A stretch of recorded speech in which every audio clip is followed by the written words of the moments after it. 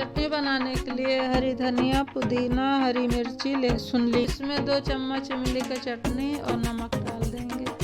1 cup मैदा, 1 cup आटा, 1 table spoon अजवाइन और नमक लेंगे।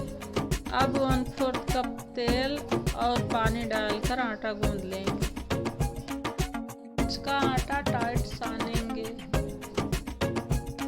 अब इसको पतला बेल के काट लेंगे।